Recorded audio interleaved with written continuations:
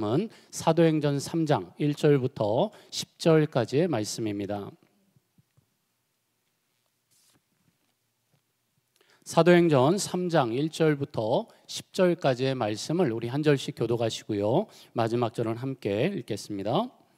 제9시 기도 시간에 베드로와 요한이 성전에 올라갈새 나면서 못 걷게 된 이를 사람들이 메고오니 이는 성전에 들어가는 사람들에게 구걸하기 위하여 날마다 미문이라는 성전문에 두는 자라.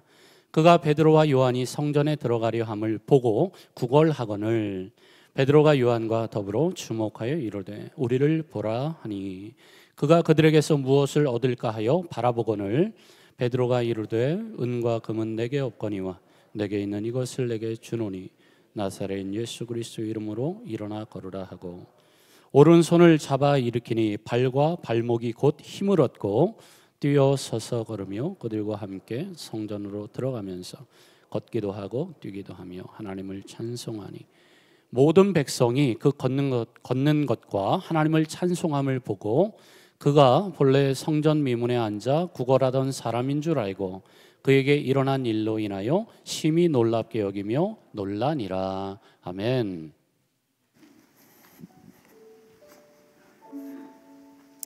할렐루야. 오늘 주일 예배 오신 성도님들을 축복합니다. 잘 오셨습니다.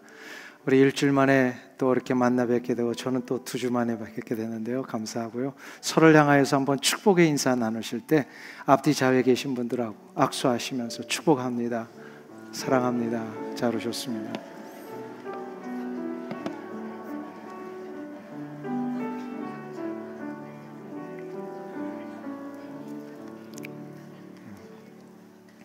혹시나 오늘 새로 좀 같이 예배 드리시는 분들이 계시다면 주님의 이름으로 환영하고요.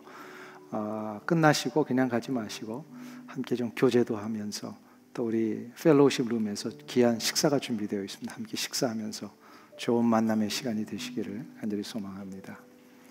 2주 동안 이제 중단됐던 사도행전 강해를 오늘부터 다시금 이제 시작하려고 합니다. 오늘은 이 성령 강림의 역사로 인하여서 새롭게 이제 출발하고 있는 교회의 능력이, 신약 교회의 능력이 무엇인가에 대한 내용을 좀 한번 살펴보려고 합니다. 오순절 성령 강림의 역사로 시작된 이 교회의 시대, 이것은 구약의 성전 시대를 마감하고 새로운 교회의 시대가 열렸음을 알려주는 아주 중요한 사건이라고 그랬습니다. 그래서 오순절 성령 강림은 단순히 성령의 역사만을 의미하는 것이 아니라 시대가 바뀌었다는 걸 알려주는 아주 중요한 이정표입니다. 그래서 성령 강림을 통하여서 이루어지게 된 신약 교회의 시대가 열리게 되므로 나타나게 되는 아주 중요한 축복들이 있다는 거예요. 오늘 본문에 의하면 몇 가지가 있는데, 첫 번째로 예수 그리스도 안에서 거듭난 모든 하나님의 자녀가 된 사람들에게는, 성도들에게는 새로운 특권과 자격이 주어지게 되었다는 거예요. 그러니까 신약의 성도들에게는 구약에서는 볼 수 없었던 새로운 특권과 자격이 있더라는 겁니다. 오늘 여러분이 이 내용을 좀 숙지하기 위해서는 머릿속에 한 가지를 다 구별을 하고 가시면 좋을 게 있습니다. 그거를 한번 저하고 따라하겠습니다. 성전의 시대, 이 구약의 시대. 그러니까 성전의 시대는 구약의 시대예요. 그러면 교회의 시대는 신약의 시대라, 이렇게 구별할 수 있습니다. 요거를 제가 질문할 때마다 그 이꼴되는 내용을 한번 대답을 해 보시면 되겠습니다. 성전의 시대, 구약의 시대, 그 다음에 교회의 시대, 구약의 시대, 바뀌니까 조금 헷갈리시나 본데, 다시 한번 잘 보세요. 성전의 시대는 구약의 시대요, 교회의 시대는 신약의 시대입니다. 이걸 바꿔서 구약의 시대는 성전의 시대, 신약의 시대는 교회의 시대. 이렇게 조금 이꼴되는 게 무엇인지를 머릿속에 딱 두면 오늘 내용이 금방 이제 파악이 되리라고 믿습니다. 자, 그러면 구약의 시대의 성전 시대와 신약의 시대, 교회의 시대를 구별하는 아주 중요한 차이점이 하나 있는데, 그게 뭔지 혹시 아세요? 구약의 시대와 신약의 시대를 구별하는 아주 중요한 차이점. 예? 예. 정확하게는 우리 주 예수 그리스도의 십자가의 구원의 역사가 이루어진 그 시점을 중심으로 이전은 구약, 그 이후는 신약이라고 합니다.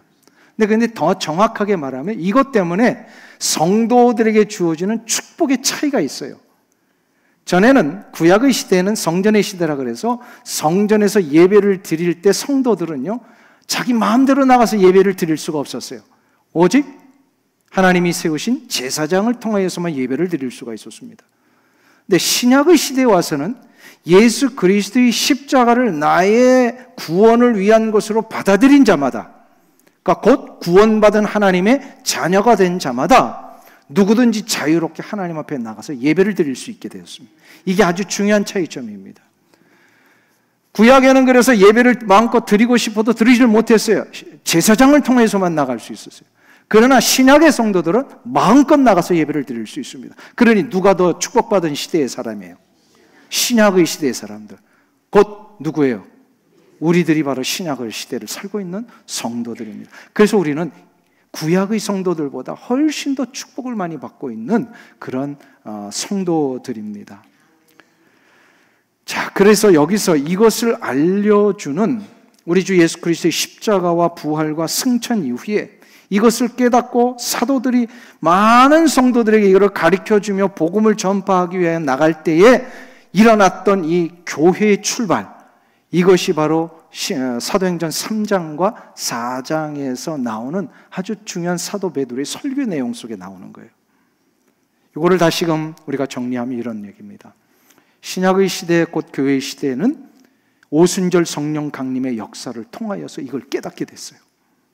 성령 강림의 역사는 곧 예수님의 영, 성령이 이 땅에 남겨진 모든 성도들에게 예외 없이 다 임하셨다는 걸 가르쳐 줍니다. 그러니까 여러분들은 이미 구원받은 성도라면 성령이 임하신 걸 믿으십니까? 여기서 아멘이 자신 있게 나오셔야 돼요. 내게 성령이 임하셨고 그 성령 때문에 내가 구원받은 자임을 주저없이 고백할 수 있다면 이미 여러분은 신약의 성도가 맞고 교회의 시대를 살고 있는 성도가 맞습니다. 근데 이 아멘이 잘 안 나오잖아요. 예수님이 나의 구원자가 되심을 고백하는 것이 잘 안 되잖아요. 그러면 조금 심각하게 한번 점검해 보세요. 내가 과연 구원받은 자에 맞는가? 한번 심각하게 고민해 보세요. 왜냐하면 고린도전서 13장에 의하면 성령이 아니고서는 예수를 주로 시인할 수 없다 그랬잖아요. 그러니까 예수님이 나의 구원자가 되신다라고 하는 이 사실을 거침없이 정말로 나의 인격적인 고백을 할 수 있다면 여러분은 구원받은 자요, 성령이 임하신 자입니다. 다시금 묻겠습니다. 여러분에게는 성령이 임하셨습니까? 이렇게까지 설명을 했는데도 아직 안 되시면 예. 그래서 이거는 잘 정리를 하셔야 돼요. 신약을 살고 있는 성도라면 잘 정리하셔야 돼요. 정말로 아무리 생각해도 나는 이게 입으로 잘 안 나옵니다 하면 정말 기도 많이 하세요. 하나님, 이것이 내게 가슴에 와닿고 내가 고백할 수 있는 자가 되게 해달라. 기도하셔야 돼요. 그래야 교회 다니는 것이 의미가 있고 축복이 됩니다. 이게 안 되면 교회 아무리 마당을 밟고 들어와도 하나님이 기뻐하시는 그런 인생이 되지를 못하는 거잖아요. 그러니까 이걸 잘 정리를 하셔야 됩니다. 자, 그래서 오순절 성령 강림이라고 하는 것은 이것을 깨닫게 해주시는 역사예요. 구원받은 자가 왜 구원받게 되었고 구원받은 확신이 무엇인지를 알게 해주는 역사가 성령의 임재의 역사예요. 그래서 성령의 임재, 성령 곧 예수님의 영이시니까 우리로 하여금 하나님 앞에 직접 나아가 예배할 수 있도록 특권을 부여해 주십니다. 이것은 단순히 우리가 예배드리는 형식과 절차가 구약에 비해서 그냥 간소화됐다라는 것을 의미하는 게 아니에요. 교회 시대에는 오히려 구약의 시대가 담지 못했던 예배의 진정한 의미와 목적을 더 중요하게 여기며 나가게 되었다라는 겁니다. 구약의 시대에는 제사를 드릴 때에 형식과 절차가 굉장히 복잡했습니다. 이걸 하나님이 율법을 통하여 굉장히 중요하게 여기며 요구하셨어요. 이 절차와 형식대로 하라? 왜 그러셨을까요? 그냥 간단하게 예배하게 하시면 되는데 이거를 아주 복잡하게 형식과 절차를 만드셔서 이거 그대로 하라고 하셨어요. 왜 그러냐면 인간은 안 보이는 것에 이렇게 흔쾌히 나아가서 예배하는 것이 이렇게 쉽지가 않은 거예요. 오히려 보이는 것을 익숙해하고 있는 존재이기 때문에 보이지 아니하시는 하나님을 예배하는 것을 어려워하는 그 구약의 성도들에게 하나님이서 이 형식과 절차를 통하여서 보이지 아니하신 하나님을 경험하고 하나님을 예배할 수 있도록 하게 하시기 위하여서 율법의 절차를 만들어 놓으셨어요. 그래서 이런 절차와 형식을 통해서라도 하나님을 만나게 하시려고 그렇게 이제 구약의 율법을 주셨는데, 근데 이렇게 주셨는데도 불구하고 인간은 죄된 본성이 있기 때문에 하나님의 의도와 뜻과는 전혀 상관없이 어떤 일로 벌이게 되냐면 이 형식과 절차 자체에 집중을 해버리더라는 거예요. 구약의 제사와 예배를 드릴 때 그 형식과 절차를 통하여 누구를 만나게 하시려고, 하나님 만나게 하시려고 주셨는데 하나님은 만나지 못하고 뭐에 매몰되냐면 그 형식과 절차에 그냥 매몰되어서 구약에 나중에 그 한번 그 소선지서를 가보세요. 예배를 제대로 드리는 자가 하나도 없더라는 거예요. 하나님 보시기에. 그래서 하나님이 제사를 원치 않는다 그러셨잖아요.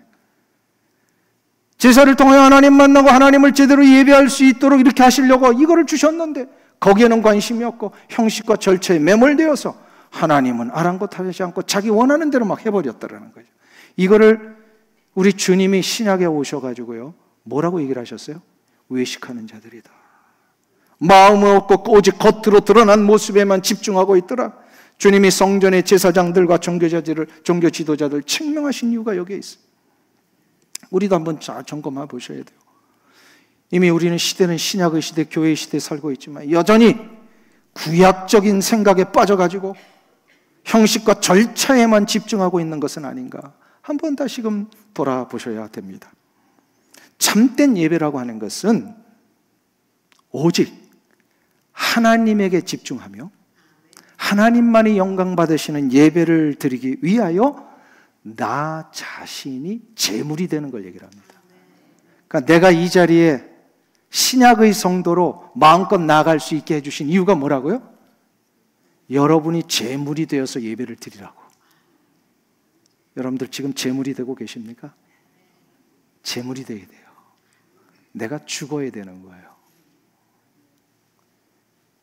예배는 결코 내가 하고 싶은 대로 드리는 것이 아닙니다. 예배는 하나님이 정해주신 뜻과 목적에 맞춰서 드려야 합니다. 여기서 이제 우리가 신약을 살고 있는 성도들이 형식과 본질을 잘 구별하며 예배를 드려야 합니다. 자, 한번 보세요. 시대에 따라서 예배의 형식과 방법은 바뀌어질 수 있다 없다.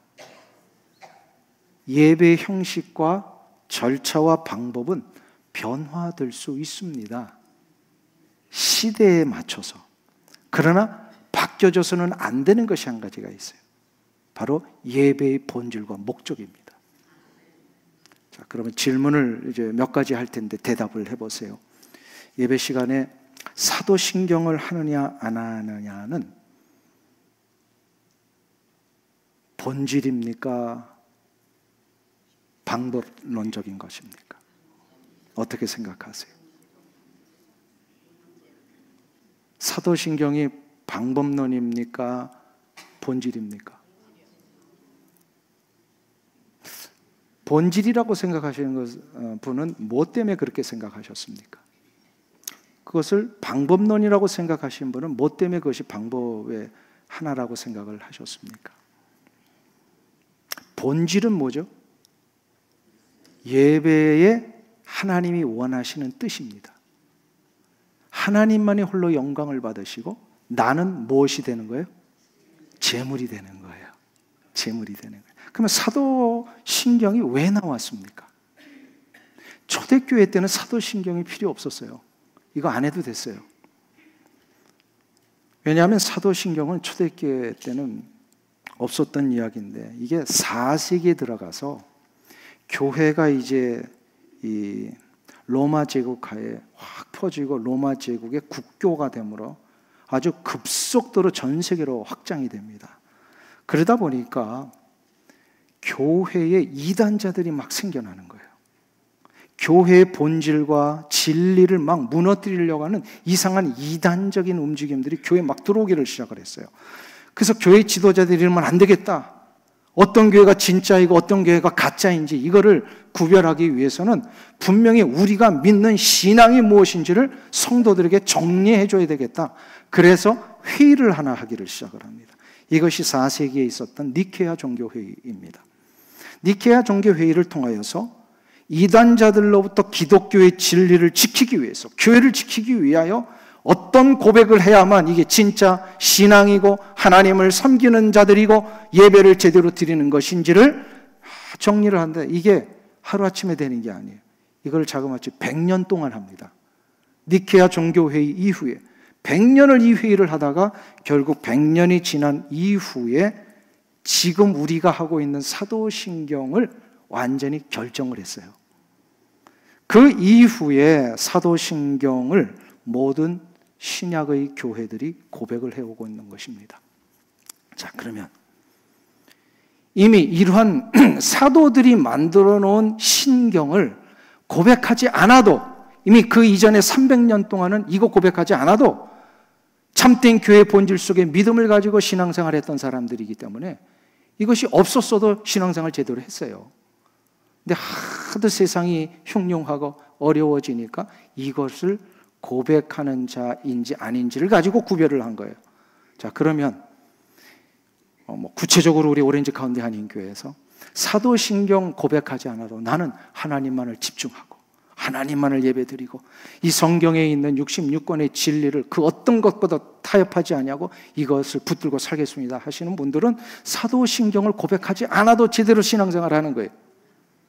그러나 이것을 무엇인지 잘 모르겠고 아직도 나한테는 어렵고 그렇다면 사도신경을 매일마다 외우며 고백함으로 나는 이 신앙대로 가겠습니다 하는 것이 바로 사도신경의 가장 중요한 역할이에요.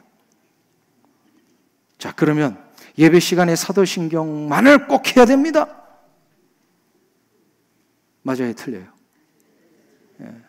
안 해도 돼요. 왜? 이미 나는 그 고백을 다 한 사람이니까. 그래서 우리 교회 어떤 분이 그런 질문을 하셨대요. 왜 1부 예배와 2부 예배에서는 사도신경을 하는데 3부는 안 합니까? 그 얘기를 합니다. 3부는 그 신경을 안 해도 이미 다 고백한 사람들이기 때문에 안 하는 거예요. 그러니까 나는 이거를 꼭 예배 시간에 고백해야만 되겠습니다 하시는 분들은 몇 부 예배 오시면 돼요? 예, 1부와 2부 오시면 됩니다. 나는 그거 고백 안 해도 매일마다 이 고백대로 하나님 앞에 서고 있습니다 하시는 분들은 3부 오셔서 예배 드리셔도 됩니다. 이게 방법론적인 것이라는 거죠. 그러니까 우리가 지금 계속해서 집중하고 있는 본질이 뭐냐, 방법론이 뭐냐, 이거를 우리가 구별할 수 있어야 됩니다. 조금 더 우리 찬양대에게 여쭙겠습니다. 예배 시간에 찬양할 때 피아노 반주로만 해야 됩니까? 아니면 키보드로 반주해도 됩니까? 어떻게 생각하세요?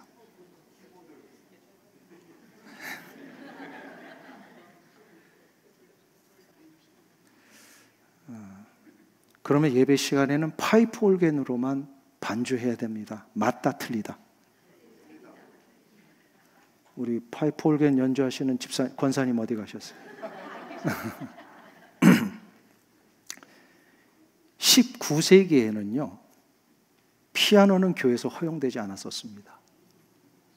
오직 교회에서는 19세기까지는 파이프 올겐만 허용이 됐었어요. 그러다가 20세기에 들어와서 피아노는 모든 음악의 대중화가 되었기 때문에 교회에서도 허용이 된 겁니다.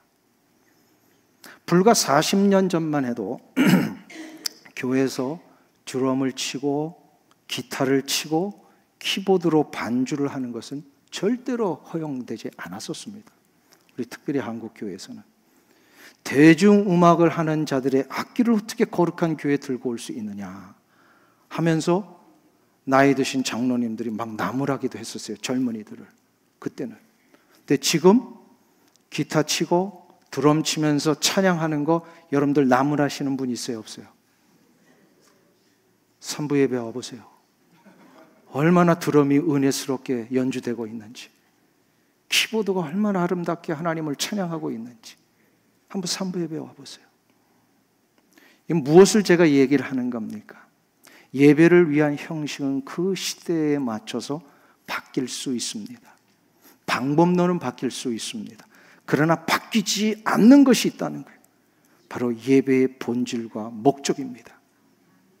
예배의 본질과 목적의 중심은 무엇입니까? 바로 전능하신 하나님과 우리 주 예수 그리스도이십니다. 하나님만이 온전히 영광 받으시는 예배, 하나님만이 높임을 받으시는 예배, 그 예배에 집중하며 내 마음과 자세가 온전히 그것을 맞춰서 갈 수 있다라고 한다면 이것은 2000년 전이나 지금이나 이 예배는 하나님이 기뻐하시는 예배가 되는 것입니다. 그러니까 절대로 인간을 기쁘게 하는 예배가 아니라, 인간을 즐겁게 하는 예배가 아니라, 내가 좋은 예배, 내가 편안한 예배가 아니라 하나님이 기뻐하시는 예배. 여기에 우리가 목적과 본질을 잃지 않고 가야 된다는 거예요. 아무리 장엄하고 엄숙한 형식과 절차가 있어도요, 마음은 거기에 있지 아니하고 그 형식에 매몰되어 있으니까 예수님이 2000년 전에 성전에 들어가셔서 회칠한 무덤을 한 자들이라고 막 책망을 하셨잖아요. 겉은 하얗게 칠해서 좋아 보이는데 속은 그냥 무덤과 같이 어둠과 썩어 있는 모습으로 있는 자들이 바로 외식에 빠져 있는 자들이었다라는 것입니다. 우리가 드려야 될 예배는요, 하나님만이 영광 받으시는 예배, 하나님이 즐거이 받으시는 예배. 예배는 하나님이 영이시기에 영과 진리로 드려지는 예배. 이것이 바로 예배의 본질입니다. 이거는 절대로 우리가 타협해서는 안 되는 거예요. 그러니까 내가 좋은 대로 그냥 이거 자꾸 바꿔달라고 그러시면 안 돼요. 내가 좀 편안한 대로 예배 드릴 수 있도록 뭐 이렇게 좀 바꿔달라 그러면 안 된다는 거예요. 내가 좋은 예배가 드려서는 안 돼요. 과연 이 예배 속에 하나님을 찾는 내 마음의 중심이 있는가? 간절한 열망으로 하나님을 찾고 있는가? 내 자신이. 그게 계속해서 내 마음과 내 예배의 자세 속에 잃지 않는 한 그것은 하나님 기뻐하시는 예배가 됩니다. 교회 시대란 바로 이것을 붙들고 가는 시대를 얘기를 합니다. 구약의 시대의 그 형식과 절차 때문에 예배의 목적과 본질을 잃어버렸던 저 시대를 뒤로하고 이제는 하나님과 우리 주 예수 그리스도만이 영광을 받으시고 인간이 절대로 하나님의 존전 앞에 무릎을 꿇고 하나님을 높이시는 예배, 하나님을 온전히 올려드리는 예배, 이것이 바로 사도행전에 시작된 신약교회의 진정한 모습입니다. 이것이 우리에게 주어진 특권이에요. 그러니까 예배를 지금 이렇게 드릴 수 있다는 걸 얼마나 감사한 일인지 모릅니다. 믿으십니까? 예배를 드리기 전에 저는 늘 여기 앉아서 기도를 하는데요, 꼭 이 제목을 제가 잃지 않아요. 뭐냐면 하나님, 오늘도 제 자신이 하나님 앞에 예배 드릴 수 있는 이 특권과 영광을 주셔서 감사합니다. 제 평생 동안 이 영광의 특권을 누리며 살 수 있도록 인도하옵소서. 저는 이 기도를 여러 기도 제목 중에 반드시 올립니다. 올려요. 예배는 영광이고 특권입니다. 우리 같은 자를 이렇게 받으신다는 게 얼마나 놀라운 일입니까? 그러기 위해서는 우리가 제물이 되면 하나님이 받으십니다. 이 은혜가 있길 주의 이름으로 축원합니다. 두 번째로 교회 시대에 주신 특권과 축복이 있습니다. 예수 그리스도의 이름이 모든 예배하고 신약을 시대를 살고 있는 성도들에게 그 이름의 능력이 삶의 현장에 능력으로 나타나게 해주셨다라는 거예요. 그러니까 우리가 사는 삶의 현장 속에 예수 그리스도의 이름을 붙들며 나갈 때 그것이 놀라운 능력이 되게 하시는 거예요. 예수의 이름이 능력이 되게 하시는 거예요. 오늘 본문에 의하면 베드로와 요한이 제9시에 곧 오후 3시에 기도하기 위해 성전에 올라가고 있었습니다. 이때 성전 미문에 앉아서 구걸하던 자를 보게 됩니다. 성전의 미문이라고 하는 것은 beautiful gate라고 하는 뜻입니다. beautiful gate는 뭐예요? 아름다운 문이에요. 이 문이 지금 정확하게 예루살렘의 어떤 곳인지는 알 길이 없습니다. 학자마다 뭐 해석이 다 다르니까. 중요한 것은요, 그 시대에는, 그러니까 헤롯의 성전이죠. 헤롯의 성전에는 가장 아름답다라고 여겨지는 문이 하나 있었다라는 거예요. 그런데 나면서부터 걷지 못했던 장애인이 그 문 밑에 앉아가지고 쭈그리고서 구걸을 하고 있었다라는 겁니다. 왜 사도행전 3장에 신약의 교회가 이렇게 놀랍게 출발하는 이 과정을 기록을 하면서 미문에 쭈그리고 앉아있는 한 장애인의 구걸을 굳이 일부러 이렇게 묘사하면서 기록했을까요? 이거는 대조를 해놓은 겁니다. 웅장하고 아름다운 헤롯의 건물, 그런데 거기에 쭈그리고 앉아있는 한 장애인, 이것은 바로 화려하고 웅장하게 꾸며져서 모두가 다 성전이라고 부르던 이 웅장한 건물이 그 불쌍한 한 인생의 근본적인 문제도 해결해 주지 못하고 있다라는 뜻이에요. 나면서부터 걷지 못하고 있었다라고 하는 것은 당시로서는 자신의 문제를 해결할 능력도 소망도 없는, 당시로서는 저주받은 인생이라고 자기도 낙인 찍고 다른 이들도 그를 그렇게 손가락질하고 있었던 그 시대의 상황. 이런 자가 자신의 문제를 해결하지 못한 채 구걸을 하고 있습니다. 이것은 바로 구약의 성전 건물이 인간의 고뇌와 아픔을 해결하지 못하고 있음을 보여줍니다. 이것을 베드로와 요한이 본 거예요. 성전에 기도하러 올라가다가 그 건물 앞에 그 아름다움의 그 놀라운 문 앞에 있어도 인생의 문제를 해결하지 못하고 있는 한 영혼을 본 거예요. 그래서 4절에 이렇게 기록을 합니다. 한번 보세요. 베드로가 요한과 더불어 주목하여 이르되 우리를 보라. 베드로가 요한과 더불어 그 사람을 주목을 한 거예요. 주목했어요. 주목하였다라고 하는 것은 성령의 충만함을 받은 자에게 누군가를 바라볼 때 나타나게 되는 사랑과 관심을 의미합니다. 그냥 많은 사람들이 지나쳐 갔는데 성령 충만함을 받았던 베드로와 요한은 그 구걸하는 자를 사랑의 관심으로 지금 보기를 시작을 했습니다. 성령 충만함을 받으면요, 사람을 그냥 보지 않습니다. 성령 충만함을 받으면 하나님의 마음으로 그 사람을 보게 됩니다. 불쌍함으로 보게 됩니다. 영혼 구원의 관점으로 보게 됩니다. 성령 충만함을 받은 자는 결코 그 사람을 나쁜 시각으로 보지 않습니다. 성령 충만함을 받으니까 하나님의 마음으로 보는 거예요. 그래서 사도 베드로가 그에게 선포합니다. 오늘 6절을 한번 보세요. 그 유명한 선언 아시죠? 우리 다 같이 한 목소리로 6절을 봉독하겠습니다.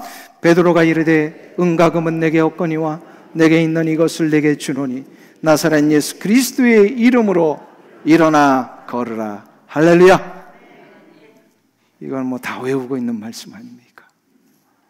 왜 사도 베드로는 그냥 예수 그리스도의 이름으로 일어나 걸으라 이렇게 선언해도 되는데 그 전에 앞부분에 한 가지 표현을 더 하고 있습니다. 무엇이 없다고요? 은과 금은 없다. 이건 무슨 뜻일까요? 사도 베드로와 요한 난 빈털털이야 그 뜻이 아니에요.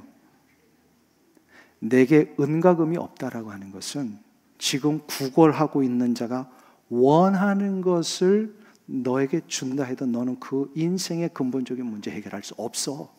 그 뜻을 얘기를 하는 거예요. 매일마다 성전 미문에서 구걸하며 다른 이들이 던져주는 동전 몇 입 받아감으로 인하여서 그의 인생의 문제가 해결될 수 있느냐 이 말이에요. 이거는 근본적인 해결책이 아니라는 거예요. 은과 금을 던져줌으로 그의 인생의 문제가 해결될 수 있는 게 아니라는 거예요. 구걸하던 이 사람의 문제의 근본적인 해결책은 무엇입니까? 예수 그리스도의 구원의 역사가 그에게 임하셔야만 됩니다. 그 구원의 역사는 예수 그리스도의 이름의 능력으로만 이루어집니다. 그래서 선포한 거예요.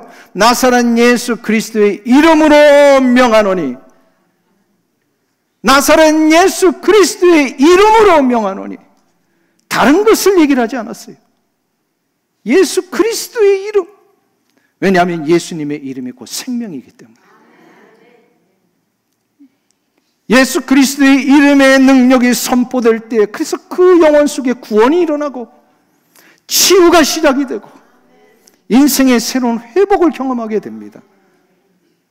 예수님의 이름은 생명입니다. 예수님이 70인의 제자들을 파송하셨을 때 저들이 예수님의 명령을 따라 세상 앞에 복음을 전하고 예수님의 이름을 선포하고 돌아왔을 때 무슨 보고를 했죠? 누가복음 10장 17절에 의하면요, 저들이 자기들이 놀래서 일어난 일 때문에요. 그래서 놀래가지고 예수님에게 이렇게 보고를 합니다. 우리 누가복음 10장 17절 같이 읽겠습니다. 70인이 기뻐하며 돌아와 이르되.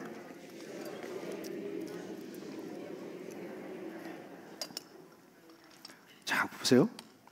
예수님의 이름을 저들이 그냥 선언을 했는데 어떤 일이 일어났다고요? 다시 좀 띄워주세요.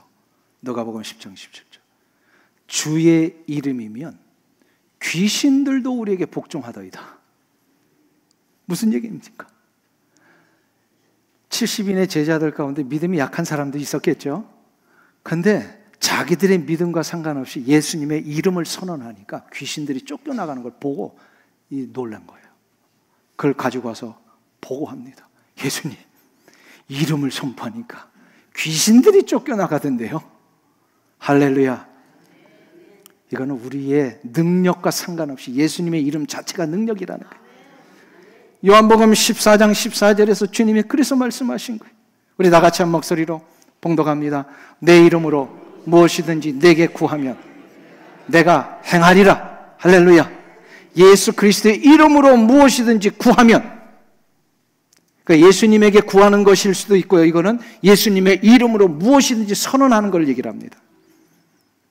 그러면 내가 이루리라. 할렐루야. 주님의 이름이 곧 주님이세요. 주님의 이름은 내 인생의 절망과 아픔을 해결하는 능력의 이름이십니다.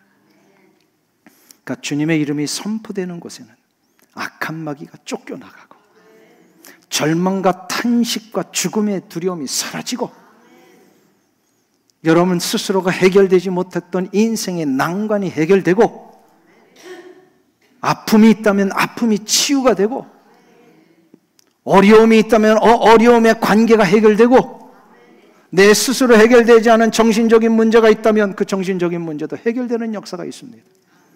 예수님의 이름을 선포하세요. 일부 때도 제가 말씀드렸습니다만 제가 조금 답답함이 있었어요. 무슨 답답함이냐면 이 예수님의 이름 자체가 능력인데, 그리고 이 능력이 예수 믿어 구원받은 자들에게는 다 주어져 있는데 이거를 활용을 못하는 사람들이 너무 많은 거예요. 그래서 그 문제 앞에 해결을 못하고 방황하고 고민하고 너무 이거 오래되다 보니까 막 정신적으로 우울증에 빠지고 이런 분들도 많아요. 보니까. 그래서 우리가 이 문제를 해결할 수 있는 능력이 없잖아요. 관계 문제를 우리가 해결할 수 있습니까? 뭐 물질의 문제를 해결할 수 있습니까? 아픈 육체의 문제를 우리가 해결할 수 있습니까? 이럴 때마다 우리가 해결할 수 있는 능력은 오직 예수 그리스도의 이름의 권세잖아요. 이거를 선언을 하라는 거예요. 선언하면 무엇이든지 내 이름으로 구하면 내가 어떻게 하리라? 행하리라. 할렐루야. 이건 약속이에요. 주님의 약속이에요. 붙드세요.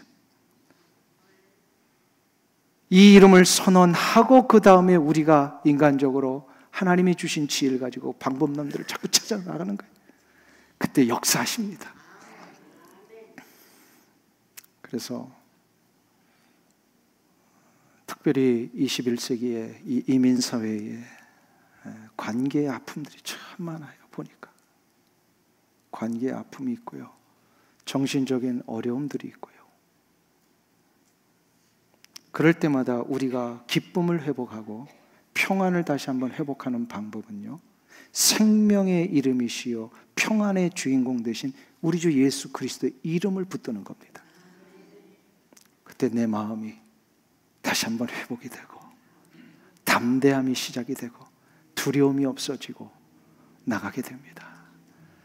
사랑하는 성도 여러분, 예수님의 이름의 능력과 그 권세가 여러분에게 있다는 거 믿으십니까? 제 역할은 여기까지. 이거를 알려드리는 거예요. 제가 이걸 어떻게 주입해서 강제적으로 소유하실 수 있도록 할 수 있는 그 역할이 아니에요. 저는 또 할 수도 없어요. 저는 이걸 알려드리는 것 뿐이에요. 여러분의 역할은 그것을 받아서 이것을 붙들고 나가시는 겁니다.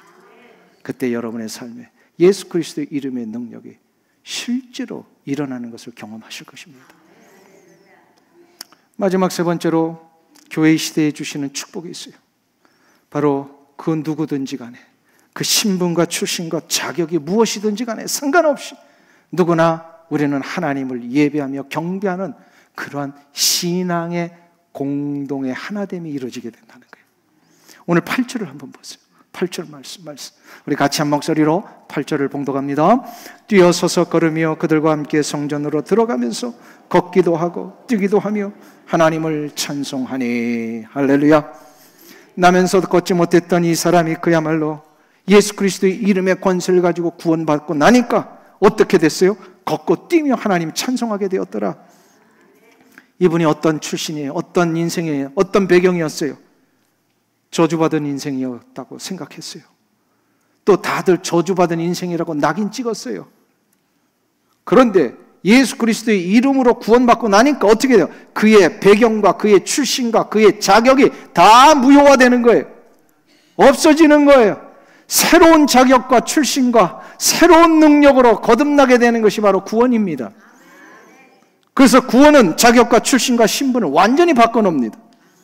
구원은 모든 인생을 하나님의 자녀가 되는 이 한 가지로 다 모이게 합니다. 이거를 저는 영적 신분의 평등화다. 예수 믿기 이전에 그가 세상에서 어떤 직업을 가졌든지 간에, 어떤 세상의 권력을 가졌든지 간에, 어떤 학문적인 능력이 있었든지 간에 이것은 다 예수 그리스도 안에서 거듭나는 순간 다 똑같아집니다. 평준화가 되는 거예요. 하나님의 자녀는 곧 하나님의 자녀의 권세를 가진 자들입니다. 이 권세와 능력 때문에 우리는 다 똑같은 수준, 똑같은 자격을 얻게 되었어요.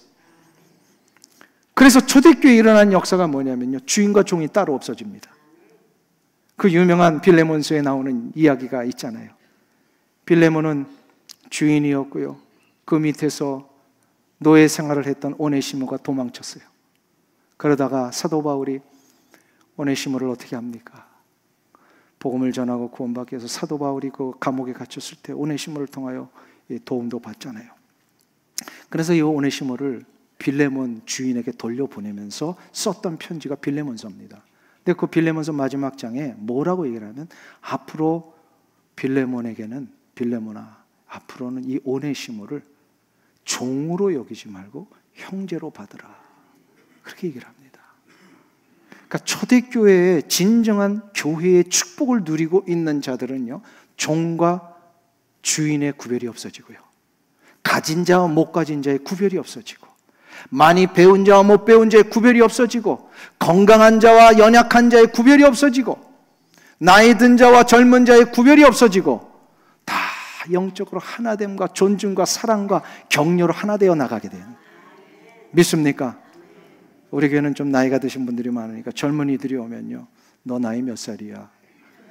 이거 묻지 마시고, 이 젊은 나이에도 이렇게 하나님을 예배하는 이 신앙을, 나는 너 나이 때 이런 거 못했는데 얼마나 귀한가, 좀 존중해 주시고, 또 젊은이들은 나이 드신 분들의 신앙의 연륜을 인정하고, 그 수많은 풍상의 세월 동안 겪어내야 했던 저들의 어려움과 아픔이 얼마나 큰 것인가를 알고서 그들의 신앙을 존중하고 배우고 따라가는 이 역사가 있어야 되잖아요. 믿으십니까? 이게 바로 교회예요. 교회는 그렇게 되어야 돼요. 내가 이래봬도 한국에서는 왕년에 이런 거 했었는데, 이거 따지면 그분은 교회 생활하는 게 아니에요. 자, 감사한 것은 우리 교회 정말로 인간적으로 보면요, 세상에서 내놓으라 했던 분들이 많이 계시더라고요. 근데 한 번도 교회 들어와 가지고요, 그것을 내세우시는 분을 못 봤어요. 오히려 세상에서 힘이 있었고 능력이 있었고 화려한 경력이 있었던 분들이요, 그냥 가만히 초라하게 계시는 모습을 보면서 저분은 과연 무엇을 하셨을까? 이러다가 그분의 과거의 행적을 듣고 나서 제가 깜짝 놀라는 거예요. 이 놀라운 일들을 하셨던 분이 교회 안에서는 침묵하고 조용하게 겸손하게 섬기시는 이거, 아하, 교회가 뭔지를 알고 계시는구나. 교회는 모든 신분과 자격과 배경이 다 그리스도 안에서 하나가 되는 겁니다. 이게 바로 초대교회의 축복이고 능력이에요. 초대교회는 주인과 종이 함께 예배를 드렸습니다. 이것을 복음을 받아들였던 한국 이조 마렵 조선 시대에도요, 한국 초대교회 때도 양민과 천민이 함께 예배드리는 역사들이 막 일어났었어요. 이것과 관계된 유명한 초대교회 한 일화를 아시죠? 한국 전라북도 김제에 가면 미국 선교사님들에 의해서 세워진 금산교회가 있습니다. 혹시 김제 출신 중에서는 이걸 아실 거예요. 금산교회. 선교사님에 의해서 세워졌으니까 한 120년이 지금 돼가는 교회입니다. 근데 이 120년의 역사라는 것도 중요하지만 그 교회는 더 중요한 게 한국 기독교사에 잊을 수 없는 놀라운 일화가 하나 있기 때문에 더 중요한 거예요. 교회 설립 당시에 섬겼던 조덕삼과 이자익이라고 하는 두 분 때문입니다. 조덕삼은 그 지역의 유명한 유력한 지주였고요, 이자익은 그분 밑에서 섬기고 있었던 머슴이었어요. 그런데 선교사님들의 복음을 듣고 교회에서는 다 같이 예배 드려야 된다 그래서 이 지주 주인이었던 조덕삼과 머슴도 같이 이자익도 예배를 드리다가 신앙생활 잘하니까 두 분이 장로 선거에 피택이 됐습니다. 그런데 주인이었던 조덕삼은 장로 피택 선거에서 떨어져 버리고 머슴이었던 이자익은 장로 피택에 선거가 돼버렸어요. 그러니까 교회에서는 어떻게 된 거예요? 이 조덕삼은 평신도로 섬기는데 머슴이었던 이자익은 장로님의 역할을 감당하게 됩니다. 근데 참 한번 보세요. 교회에서는 장로님인데 집에 가서는 머슴이니까 이게 얼마나 관계가 좀 어색하겠습니까? 두 분 다. 근데 조덕삼이라고 하는 이 주인이 참 훌륭하신 분입니다. 교회에서는 자신이 평신도이지만 머슴이었던 이 이자익 장로를 섬기는 것을 주저하지 않았습니다. 기꺼이 섬깁니다. 존중하고. 이런 섬김에 모든 성도들이 감동을 받은 거예요. 그래서 성도들이 나중에 이 조덕삼 주인도 장로로 피택해서 다시금 선거해서 그분을 장로로 세우게 됩니다. 장로가 된 이후에 조덕삼은 충실한 일꾼이 되어서 교회를 세워가는 일에 자신의 재력을 아낌없이 사용하고 교회를 세워가는 일에 충성을 다합니다. 더 놀라운 것은 자신의 모습이었던 이자익 장로를 설득해서 평양신학교를 보냅니다. 공부할 수 있도록 모든 그 학업에 필요한 재정을 다 이 조덕삼 주인이 다 대줘요. 그리고 나서 목사 안수를 받고 끝났을 때에 이자익 목사님을 금산교회 담임 목사로 청빙을 합니다. 그래서 그분을 조덕삼은 장로님은 이자익 목사님을 극진히 받들면서 교회를 세워가는 일에 두 분이 충성을 해서 아주 유명한 초대교회 일화입니다.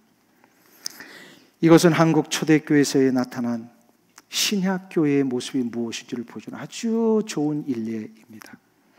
그리스도인이 되었다라고 하는 것은 신분과 출신과 배경을 뛰어넘어 모두가 동등하게 하나님의 자녀가 되었다는 것을 잊지 않고 가는 겁니다. 그래서 우리는 모두 같은 자격으로, 같은 능력으로 하나님을 예배하며 사는 자들이 되었습니다. 믿으십니까? 이게 바로 교회의 축복입니다. 이게 신약의 축복입니다. 하나님의 자녀들에게 주신 이 축복이 우리 교회 안에서도 이루어진 줄로 믿습니다. 누구나 모여 함께 찬양할 수 있고, 누구나 이전에 나와서 함께 경배하며 주님을 높일 수 있는 일에 제한이 없고 차별이 없고, 누구나 다 한마음 한뜻으로 하나님을 찬양할 때에 서로를 존중하고 격려하며 이끌어주는 귀한 은혜가 있게 될 줄로 믿습니다. 오렌지 카운티 한인교회가 그런 교회 되기를 주의 이름으로 축원합니다. 기도하겠습니다. 우리 주 예수 그리스도의 구원은 우리를 하나 되게 하셨으며, 신분과 자격과 특권에 상관없이 이제 모두가 하나 되어 주 예수 그리스도의 이름을 송축하며 경배할 수 있는 이 놀라운 은혜의 역사를 허락해 주셨사오니 감사합니다. 하나님, 이 자리에 머릿속에 사랑하는 성도들이 이제 예수님의 이름의 권세를 붙들고 세상을 이기며 가정을 회복시키며 저들이 살아가는 인생의 길 속에 하나님의 살아계심을 보여줄 수 있는 놀라운 은혜 허락하여 주시옵소서. 예수님의 이름으로 기도하옵나이다. 아멘.